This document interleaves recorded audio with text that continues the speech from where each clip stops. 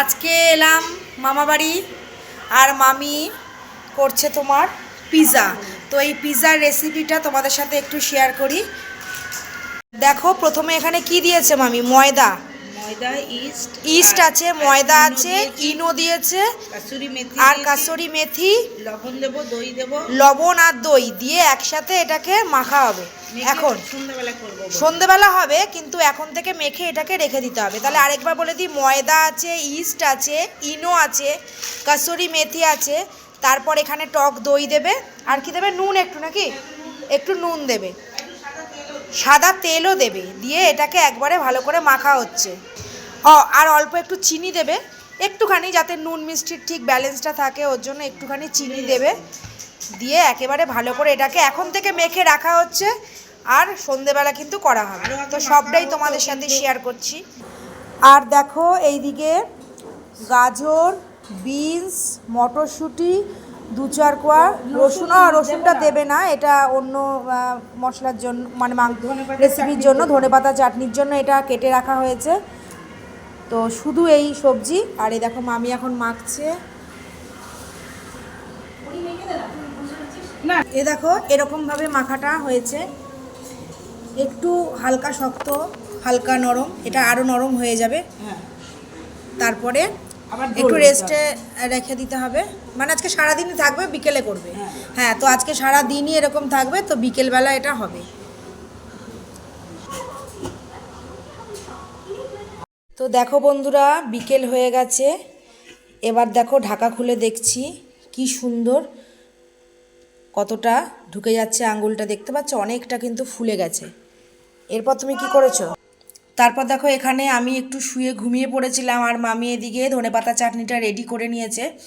এতে আছে ধনেপাতা, রসুন একসাথে পেস্ট করেছো, কাঁচা লঙ্কা, কাঁচা লঙ্কাও আছে, দিয়ে একসাথে পেস্ট করে দিয়ে তেঁতুলের পাল বার করে, তেঁতুলের পাল বার করে নুন চিনি দিয়ে কিন্তু এরকম একটা চাটনি বানিয়ে রেখেছে।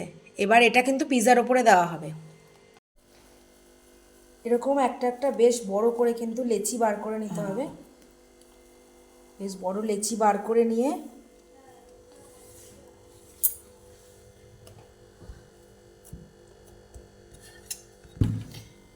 একটু মোটা করে এরকমভাবে বেলে নিতে হবে।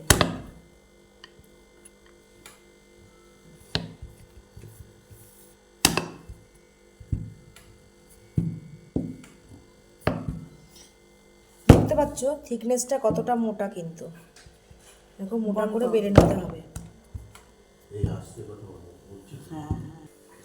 তো দেখো তাওয়াটা একটু গরম করে তাতে কিন্তু বেলে নিয়ে এরকমভাবে শিখে নিতে হবে ভালো করে।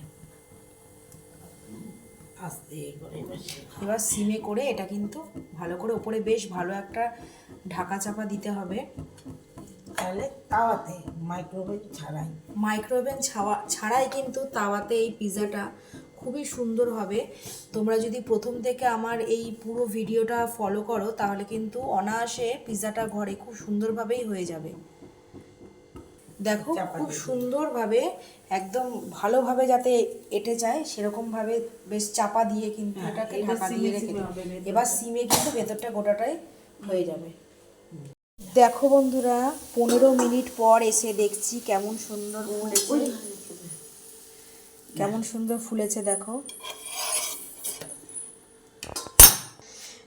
দেখো বন্ধুরা, একটা এরকম নামানো হয়ে গেছে, আবারও একটা তাওয়াতে এরকম বসিয়ে নিয়ে এরকম ঢাকা দিয়ে এইভাবে প্রত্যেকটা কিন্তু রেডি করতে হবে। এই দেখো সকালে যে সবজিগুলো কাটা ছিল তাতে কিন্তু পেঁয়াজ আর চিকেন আছে, চিকেনটাও ছোট ছোট করে কাটা, না আমি সবজি কাটাটা তো দেখিয়ে দিয়েছিলাম আগে। তো তার সাথে শুধু পেঁয়াজটা মামি কেটেছে ছোট ছোট করে, আর তার সাথে চিকেনও আছে। এটা আধ ভাজা করে রেখেছিল মামি, তো সেটাকে আবারও বড় কড়াইতে তো বড় কড়াইতে আবারও ওগুলোকে দিয়ে ভালো করে কিন্তু মেশাতে হবে। দেখো ভালো করে কিন্তু ওপর নিচ করে একটু কড়া কড়া করে ভাজা হবে, কড়া না ঠিক লাল লাল হবে না, কিন্তু এমনি জাস্ট সেদ্ধটা আরও ভালো যাতে হয় সুন্দর করে।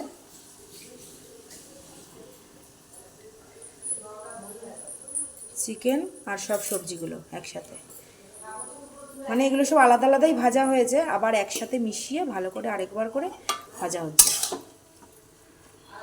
তো চলো এটা ভাজা হোক, আর এদিকে আরেকটা রুটি রেডি হচ্ছে। তো বন্ধুরা অনেক কটা কিন্তু হয়ে গেছে, এখানে দেখতেই পাচ্ছ বেশ সুন্দর হয়েছে, এরকম থিকনেসটা এসছে, খুব নরম সফট হয়েছে। এবারে কিন্তু এর ওপরে মামি ওই ধনেপাতা চাটনিটা আছে, তার ওপরে মামি কিন্তু এই ধনেপাতার চাটনিটা বেশ ভালো করে মাখিয়ে দিচ্ছে, এরকম মাখিয়ে দিতে হবে। এরপর কি করবে, আর এরপর দেখো সেই যে ভাজা মশলাটা ছিল, চিকেন আর সব ভেজিটেবিলগুলো একসাথে সব ভাজা হয়েছে, সেগুলো এগুলোও এর ওপরে দিয়ে দিতে হবে। দেখো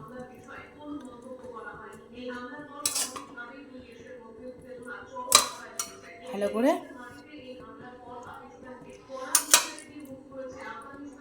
এরকম এর ওপরে মাখিয়ে দিয়ে দেখো এর ওপরে চিজটাকে এরকমভাবে গ্রেট করে দিতে হবে।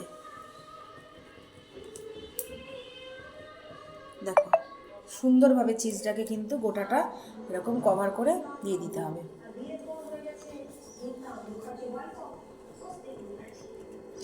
আর হ্যাঁ বলে রাখি, তোমরা কিন্তু এর মধ্যে ডিমটাও দিতে পারো, ডিমটা দেওয়া হয়নি, ডিম চাইলে দিতে পারো মাখার সময়, যখন ময়দাটা মাখবে তখন কিন্তু ডিমটা দিলেও ভালো হয়, আরও সফট হবে, যত জিনিস দেবে তত তো ভালো হবে।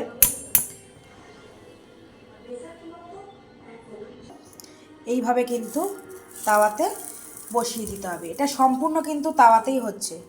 দাও ঢাকা দিয়ে দাও, এবার ঢাকা দিয়ে চিজটাও পুরো গলে যাবে, আর এইভাবে কিন্তু সব কটাই এক এক করে রেডি করে নিতে হবে। দেখো বন্ধুরা ঢাকনা খোলা হচ্ছে, ঢাকনা খোলার পর এইরকম অবস্থায় চিজটা কিন্তু পুরোটা গলে গেছে, পিৎজা কিন্তু একেবারে রেডি। খেয়ে বল কেমন হয়েছে? দারুণ হয়েছে। তাহলে আমাদের পিৎজা একেবারে রেডি, দারুণ পিৎজা, সবাই খাচ্ছি। অসাধারণ অসাধারণ খেতে, দারুণ টেস্টি। তোমরা একবার এইভাবে ট্রাই করে দেখো, দারুণ খেতে লাগছে। আর এই পুরো ভিডিওটা দেখার জন্য অনেক অনেক ধন্যবাদ তোমাদের সবাইকে। খুবই সুন্দর, আমি যেইভাবে দেখালাম সেইভাবে করবে, এরকমই খুবই টেস্টি হবে খেতে। আর করে দেখো, দেখে আমাকে কমেন্ট করে জানিও যে কেমন খেতে লাগলো। আর যারা আমার ফেসবুক পেজ থেকে এই ভিডিওটা দেখছো তারা চ্যানেলটাকে একটা ফলো করে দিও, আর যারা ইউটিউব পেজ থেকে দেখছো তারা এই চ্যানেলটাকে একবার সাবস্ক্রাইব করে রেখে দিও।